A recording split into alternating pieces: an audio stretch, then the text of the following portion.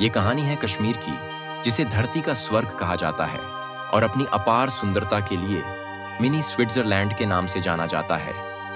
1947 में भारत के विभाजन के समय जम्मू कश्मीर एक रियासत थी, जिसके शासक महाराजा हरि सिंह थे। भारत और पाकिस्तान के बीच इसे लेकर तनाव पहले से था, क्योंकि पाकिस्तान इसे मुस्लिम बहुल क्षेत्र मानकर अपने साथ मिलाना चाहता था, जबकि महाराजा हरि सिंह ने प्रारंभ में स्वतंत्र रहने का फैसला किया। 22 अक्टूबर 1947 को पाकिस्तान ने ऑपरेशन गुलमर्ग के तहत कबायली लड़ाकों और सेना के भूतपूर्व सैनिकों को जम्मू कश्मीर में भेजा। इन कबायली हमलावरों ने मुजफ्फराबाद, उड़ी और बारामुल्ला जैसे इलाकों पर हमला कर दिया। इनका उद्देश्य श्रीनगर पर कब्जा कर रियासत को जबरन पाकिस्तान में मिलाना था।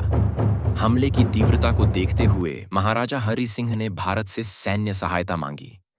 26 अक्टूबर 1947 को उन्होंने विलय पत्र इंस्ट्रूमेंट ऑफ एक्सेशन पर हस्ताक्षर कर जम्मू कश्मीर को भारत में शामिल कर दिया। इसके बाद भारत ने सेना भेजी और हमलावरों को पीछे धकेलना शुरू किया। भारतीय सेना ने तेजी से कई क्षेत्र वापस लिए, लेकिन युद्ध विराम की पहल भारत ने की और मामला संयुक्त राष्ट्र यूएन में ले जाया गया।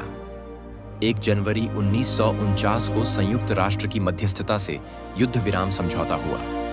इस युद्ध विराम के समय जो क्षेत्र पाकिस्तान के कब्जे में थे, वे आज पाक अधिकृत कश्मीर, पीओके और गिलगित बाल्टिस्तान कहलाते हैं। पीओके आज भी एक संवेदनशील मुद्दा है।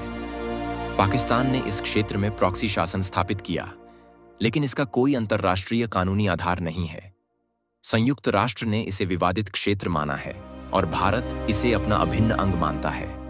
भारत का स्पष्ट रुख है कि पूरा जम्मू कश्मीर, जिसमें पीओके भी शामिल है, भारत का अभिन्न हिस्सा है।